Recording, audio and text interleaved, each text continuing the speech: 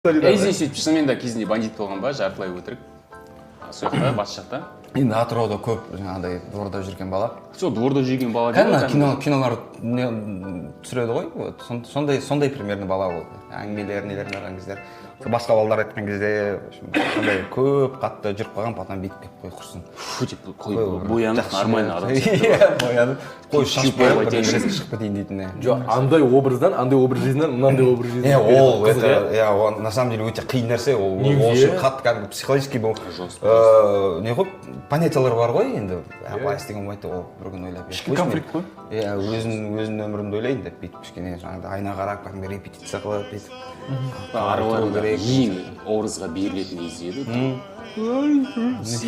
Қыздар шыңғырып отыр. Андай болған ба? Типа біреу Артық қапшандай. Артық қап голосовой жүрген кезде ма?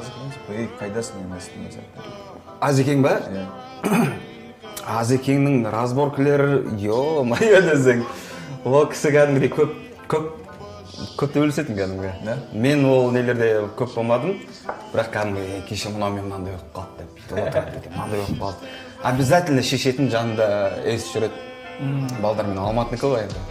Жақта мынандай балдар бар, ол үшін бәрін бірге барып шешіп қайттық нормально. Так что видеоны көрсем, бір жерін айыптайын деп жүретін балдар байқаңдар. Ол заман өткенде да. Ішіп алып, может, замандарын келіп қалып жатса, байқап жүріңдер, короче, мощный балдар. Ол жерде негізі кинодағыдай болды, кәдімгідей ана не алып алып, пистолет алып алып, саусақ алып алып, анандай.